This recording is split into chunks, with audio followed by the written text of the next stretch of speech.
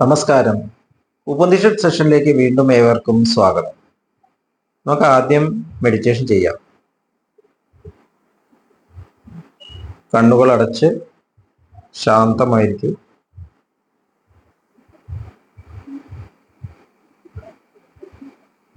ഭൂമി മാതാവിനോടും സർവചരാചരങ്ങളോടും അന്തരീക്ഷത്തോടും കൃതജ്ഞത രേഖപ്പെടുത്തും.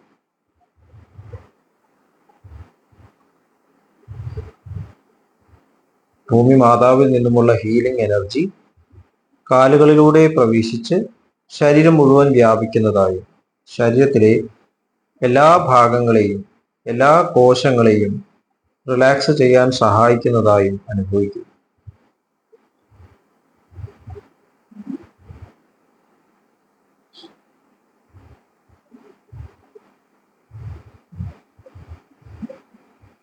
ഇപ്പോൾ ശരീരം പൂർണ്ണമായും റിലാക്സ്ഡ് ആയി.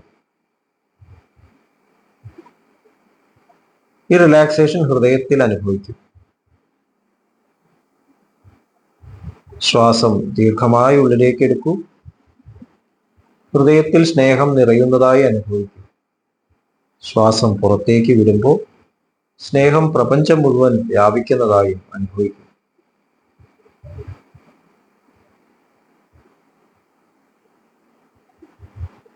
ഹൃദയത്തിൽ കുടികൊള്ളുന്ന സ്നേഹത്തിന്റെ സ്രോതസ്സിൽ നിന്നും ഉദ്ഭവിക്കുന്ന ദിവ്യപ്രകാശം മനസ്സിനെ ആകർഷിക്കുന്നതായി അനുഭവിക്കും. ആ ദിവ്യപ്രകാശത്തിൽ ധ്യാനം ആരംഭിക്കും. മനസ്സിൽ ചിന്തകൾ വരുന്നുണ്ടെങ്കിൽ മൃദുവായി അവയെ അവഗണിക്കുക. ദിവ്യപ്രകാശത്തിൽ ധ്യാനം തുടരുക. Please start meditation.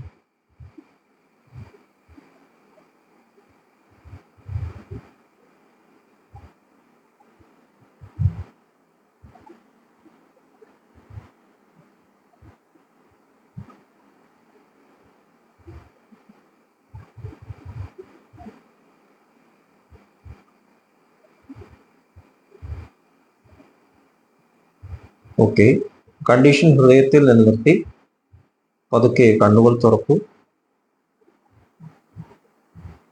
എല്ലാവരെയും ഹാർദമായി ഹാർട്ട്ഫുൾനെസ് സഹജമാർഗ് മെഡിറ്റേഷൻ സിസ്റ്റത്തിലേക്ക് സ്വാഗതം ചെയ്യുന്നു. എങ്ങനെ ജോയിൻ ചെയ്യാം എന്നത് ഡിസ്ക്രിപ്ഷൻ ബോക്സിൽ കൊടുത്തിട്ടുണ്ട്. നമ്മൾ ഛാന്തോക്യ ഉപനിഷത്ത് തുടരുകയാണ്. 11ാം ഖണ്ഡം, 1ാമത്തെ ശ്ലോകം. പ്രാചീനശാല ഔപന്യവഃ സത്യയജ്ഞഃ പൗലുഷിരിന്ദ്രദ്യുമ്നോ ബാല്ലവേയോ ജനഃ ശർക്കരാക്ഷ്യോ ബുഡില ആശ്ചര്യാശ്ചിതേ ഹൈതേ മഹാശാല മഹാശ്രോത്രിയാഃ സമേത്യ മീമാംസാം ചക്രു കോ नु ആത്മാ കിം ബ്രഹ്മേതി. പ്രാചീനശാല അനുപന്യവ സത്യയജ്ഞ പൗലുഷി ഇന്ദ്രദ്യുമ്ന ബാലവേയ ജന സാഗരാക്ഷ്യ ബുഡില അശ്വതരാശ്വി എന്നീ മഹാന്മാരായ ഗൃഹസ്ഥന്മാർ പരിശുദ്ധമായ ശ്രോത്രം പഠിച്ചവർ ഒരുമിച്ച് ചേർന്നപ്പോൾ ചർച്ച ചെയ്തു, ആരാണ് നമ്മുടെ ആത്മൻ, എന്താണ് ബ്രഹ്മം. 2ാമത്തെ ശ്ലോകം.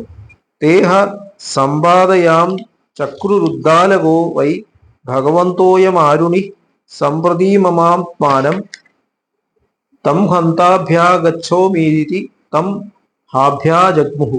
അവർ അവരുടെ ഇടയിൽ തന്നെ സമ്മതിച്ചു, ശരിക്കും ഇവിടെയുള്ള ഉദ്ദാലക ആരുണി ഈ വൈശ്വാനരനെ, പ്രാപഞ്ചിക ആത്മാവിനെ പഠിക്കുന്നു, നമുക്ക് അദ്ദേഹത്തിന്റെ അടുത്ത് പോകാം. 3ാമത്തെ ശ്ലോകം.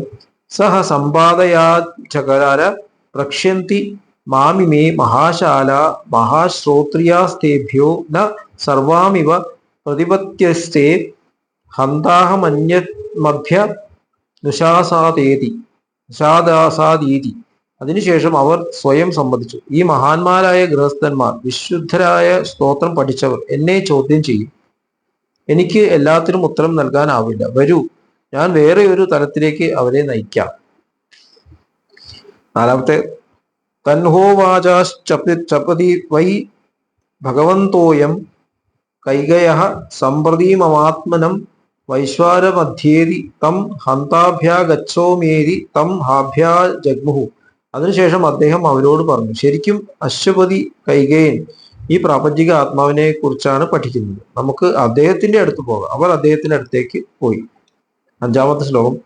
തേഭ്യോഹ പ്രാപ്തേഭ്യ പൃഥഗർഹാണി കാരയാംചകാര സഹ പ്രാത സംജിഹാന ഉവാച ന മേസ്തേനോ ജനപദേ ന കദര്യോ ന മദ്യപോ നാനാഹിതാഗ്നിർ ന വിദ്വാന്ന സ്വൈരിണീകൃതേ യക്ഷ്യമാണോ വൈ ഭഗവന്തോഹമസ്മി യാവദേകൈകസ്മാ ഋത്വിജേ ധനം ദാസ്യാമി താവത് ഭഗവദ്ഭദയോ ദാസ്യാമി വസന്തു ഭഗവന്ത ഇതി. എന്നിട്ട് അവർ വന്നപ്പോൾ ശരിയായ ആദരവ് നൽകി. അദ്ദേഹം ഇങ്ങനെ പറയാനാകുന്ന ഒരു വ്യക്തിയായിരുന്നു, എന്റെ മേഖലയിൽ കള്ളന്മാരില്ല, പിശുക്കനില്ല, മദ്യപാനിയില്ല, പൂജാസ്ഥലം ഇല്ലാത്തവർ ഇല്ല, അജ്ഞാനികളില്ല, പാപികളില്ല, മോശം സ്വഭാവമുള്ള ഭാര്യ ഇല്ല. ശരിക്കും ഞാൻ ഒരു യജ്ഞം ചെയ്യാൻ പോവുകയാണ്. ഒരു പുരോഹിതന് കൊടുക്കുന്ന വലിയ പാരിതോഷികം പോലെ നിങ്ങൾക്കും ഞാൻ നൽകാം, ഇരിക്കൂ. 6-ാമത്തെ. തേഹോചുര്യേന ഹൈവാർത്ഥേന പുരുഷശ്ചരേത ഹയഹേവ വദേതാത്മാനം ഏവം വൈശ്വാനരം സമ്പത്യധേഷി തമേവ നോ ബ്രൂഹീതി. അപ്പോൾ അവർ പറഞ്ഞു, ഏത് വിഷയം ഒരു വ്യക്തിയെ സംബന്ധിച്ചാണെങ്കിലും അതേക്കുറിച്ച് അവർ സംസാരിക്കണം. അങ്ങേക്ക് ഈ പ്രാപഞ്ചിക ആത്മനെ കുറിച്ച് അറിയാം, അവനെക്കുറിച്ച് പറഞ്ഞു തരും. 7-ാമത്തെ. തൻഹോ വാച പ്രാതർവഹ പ്രതിവക്താസ്മീതി ദേഹ സമിത് പാണയ പൂർവാന്നോ പ്രതിചക്രമീരേ താൻഹാനുപനീയൈ വൈതുവാച. അതിനുശേഷം അവരോട് പറഞ്ഞു, നാളെ ഞാൻ മറുപടി പറയാം. അതിനുശേഷം അവർ അവരുടെ കൈകളിൽ അഗ്നിയോടെ രാവിലെ തിരിച്ചു വന്നു. അതിനുശേഷം അവരെ ശിഷ്യന്മാർ എന്ന രൂപത്തിൽ സ്വീകരിക്കാതെ അവരോട് ഇങ്ങനെ പറഞ്ഞു. അപ്പൊ ഈ സ്പിരിച്വൽ നോളജ് അത് ലഭിക്കാൻ ഏറ്റവും വേണ്ടത് വിനയമാണ് എന്നാണ് ഇതിലൂടെ മനസ്സിലാവുന്നത്. വളരെ മഹാന്മാരായിട്ടുള്ള ആൾക്കാരും കൂടി അറിയാൻ വേണ്ടിയിട്ട് കൂടുതൽ അറിയുന്ന വ്യക്തിയുടെ അടുത്തേക്ക് പോകും. പ്രാക്ടിക്കൽ നോളജ് ഇല്ല. ഇപ്പൊ ഗൃഹസ്ഥന്മാരായിട്ടുള്ള ആൾക്കാർ കൂടിയിട്ട് ആ മേഖലയിൽ കുറച്ചുകൂടി ഹയർ നോളജ് ഉള്ള ആരുണിയുടെ അടുത്തേക്ക് പോകും. ഉദ്ദാലകൻ ആരുണി പറയാണ്, ഇതേക്കുറിച്ച് പ്രാക്ടിക്കലായിട്ട് എനിക്കും അറിയില്ല, ഞാൻ വേറെ സ്ഥലത്തേക്ക് പോകും. ഒരു അശ്വപതി അദ്ദേഹത്തിന്റെ അടുത്ത് പോകണം, ഒരുപക്ഷെ രാജാവായിരിക്കും. അപ്പൊ ഗൃഹസ്ഥന്മാരാണ് ഉപനിഷത്ത് മുഴുവൻ നൽകുന്നത്. അതാണ് ഇതിന്റെ അടിസ്ഥാനപരമായിട്ടുള്ള സത്യം. സ്പിരിച്വാലിറ്റി എന്ന് പറയുന്നത് സന്യാസാശ്രമത്തിൽ ഉള്ളതല്ല. സഹജമാർഗത്തിൽ മാസ്റ്റേഴ്സ് വളരെ വ്യക്തമായിട്ട് പറയുന്നുണ്ട്, ഈശ്വരൻ ഒരു വിഡ്ഢിയല്ല എന്നാണ്, സ്ത്രീ പുരുഷന്മാരെ സൃഷ്ടിക്കാൻ. അപ്പൊ അതിന് ആവശ്യമുണ്ട്. ഗൃഹസ്ഥാശ്രമത്തിൽ നിന്നിട്ട് വേണം ത്യാഗത്തിലൂടെ, യജ്ഞഭാവത്തിലൂടെ നമ്മൾ വളർന്ന് സ്നേഹം എന്താണെന്ന് മനസ്സിലാക്കാനും ആ സ്നേഹമായിട്ട് മാറുക. ഈശ്വരൻ സ്നേഹമാണ്. അപ്പൊ സ്നേഹം എക്സ്പ്രസ് ചെയ്യാതെ എങ്ങനെ സ്നേഹമായിട്ട് മാറുക? അപ്പോൾ ഗൃഹസ്ഥാശ്രമത്തിൽ ഇത് സാധിക്കുള്ളൂ. അതാണ് യജ്ഞം.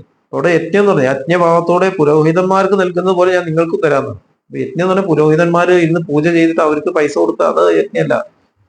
അത് വളരെ നാരോ അണ്ടർസ്റ്റാൻഡിംഗ് ആണ്.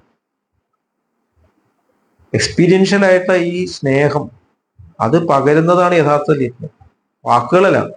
നമ്മൾ ശരിക്കുമുള്ള മാസ്റ്റേഴ്സിന്റെ അടുത്ത് പോകുമ്പോൾ ലഭിക്കുന്ന ടീച്ചിങ് പറഞ്ഞ സ്നേഹം എന്താണ്? സ്നേഹം നമുക്ക് അറിയുന്നു, അനുഭവിക്കുന്നു. ഇതുപോലെ എനിക്ക് ആവണം, എനിക്ക് ഇതുപോലെ സ്നേഹത്തിലേക്ക് ഉയരണം. ഇതാണ് പഠിക്കാനുള്ളത്, വേറെ ഒന്നും പഠിക്കാനില്ല. അപ്പൊ ഈശ്വര സാക്ഷാത്കാരം എന്നൊക്കെ പറയുമ്പോൾ എന്തോ വലിയ കാര്യമാണെന്ന് തോന്നും. ഈശ്വരൻ വന്ന് പ്രത്യക്ഷപ്പെടും, അങ്ങനെ ഒന്നും ഒരു പ്രത്യക്ഷപ്പെടലും ഇല്ല. അങ്ങനെ പ്രത്യക്ഷപ്പെടുന്നത് ഇന്ദ്രിയാനുഭവമാണ്. സ്നേഹം എക്സ്പ്രസ് ചെയ്യാൻ സാധിക്കുന്ന തലത്തിൽ വളർന്ന് വളർന്ന് വളർന്ന് വളർന്ന് വരുന്ന അവസാനം ഡിവൈൻ ആയിട്ടുള്ള സ്നേഹത്തിന്റെ മീഡിയമായിട്ട് മാറുമ്പോഴാണ് നമുക്ക് ഈ കൾമിനേഷൻ എത്തുന്നത്. അത് പൂർണ്ണമായിട്ട് എത്തില്ല. മഹാത്മാഗാന്ധിജിയാണ് എനിക്ക് ഏറ്റവും ഇതിൽ ഈ കാര്യം എക്സ്പ്ലെയിൻ ചെയ്ത ഒരാളെ തോന്നുന്നു. ഗാന്ധിജി ഒരു ആധ്യാത്മിക ആചാര്യൻ എന്നുള്ള രീതിയിൽ നമ്മൾ പരിഗണിക്കാറില്ല. ഒരു സ്പിരിച്വൽ ഗുരു എന്നുള്ള തരത്തിൽ വളരെയധികം ഹൈ ലെവലിൽ നിൽക്കുന്ന ഒരു വ്യക്തിത്വമാണ്. കാരണം ഈ ലോകത്തുനിന്ന് വിട്ടിട്ട് ഓടിപ്പോയിട്ട് സാക്ഷാത്കരിക്കേണ്ട കാര്യമല്ല ഈശ്വരൻ. വേദങ്ങളോ ഉപനിഷത്തോ എന്ത് പറയുകയാണെങ്കിലും ഇത് നമ്മുടെ ജീവിതത്തിൽ നിന്നുകൊണ്ട്, ഇതിപ്പോ ശാന്തോക്യോപനിഷത്ത് തന്നെ പറയുന്നു, നമ്മൾ അനുഭവിക്കുന്ന ലോകം തന്നെയാണ് ഈശ്വരൻ. ആ അനുഭവിക്കുന്ന ലോകത്തിൽ എങ്ങനെ ഞാൻ സ്നേഹത്തോടെ ഇടപഴകുന്നു, അത്രത്തോളം ഞാൻ ഈശ്വരന്റെ തലത്തിലേക്ക് വരുന്നു. ഇവിടെ ഒരു നെഗറ്റിവിറ്റിയും ഇല്ലാത്ത ഒരു സ്റ്റേറ്റിലേക്ക് ഞാൻ എത്തുമ്പോൾ ഞാൻ ആ സെൻട്രൽ റീജിയനിലേക്ക് എത്തി, ഈശ്വരന്റെ തൊട്ടടുത്തെത്തി. ഇവിടെ ഒന്നും മോശമില്ല, മനസ്സിലായി. എല്ലാവരോടും സ്നേഹത്തോടെ പെരുമാറാൻ സാധിക്കുന്നു. ഒരു തരി വെറുപ്പില്ല. ഏത് ലോകത്തിട്ടാലും പ്രശ്നമില്ല. എനിക്ക് അവിടെ ചെന്നാലും ഞാൻ ഇതേപോലെ തന്നെ സന്തോഷത്തോടു കൂടി ഞാൻ പ്രവർത്തിച്ചുകൊണ്ടിരിക്കും. ഈ ഒരു തരത്തിലേക്ക് നമ്മളെ നയിക്കുന്നുണ്ടെങ്കിൽ മാത്രമേ അതിന് നമുക്ക് സ്പിരിച്വൽ ജ്ഞാനം എന്ന് പറയാൻ സാധിക്കും. നമ്മളെ ടെൻഷൻ ഉണ്ടാക്കുന്ന, സ്ട്രെസ് ഉണ്ടാക്കുന്ന, ഈ ശ്ലോകം തെറ്റിച്ച് പറഞ്ഞാൽ പ്രശ്നമാവും, അല്ലെങ്കിൽ ഈ യജ്ഞത്തിൽ എന്തെങ്കിലും ഭംഗം വന്നാൽ അത് പ്രശ്നമാവും എന്നൊക്കെ പറയുന്നതൊന്നും സ്പിരിച്വാലിറ്റി അല്ല. അതൊക്കെ മെറ്റീരിയൽ നോളജ് ആണ് എന്നുള്ളത് നമ്മൾ വ്യക്തമായിട്ട് മനസ്സിലാക്കേണ്ട കാര്യമാണ്. ഇത്രയും പറഞ്ഞുകൊണ്ട് ഇന്നത്തെ ഡിസ്കഷൻ ഇവിടെ നിർത്താം. അടുത്ത സെഷൻ വരെ ഇവിടെ വാങ്ങുന്നു. നന്ദി, നമസ്കാരം.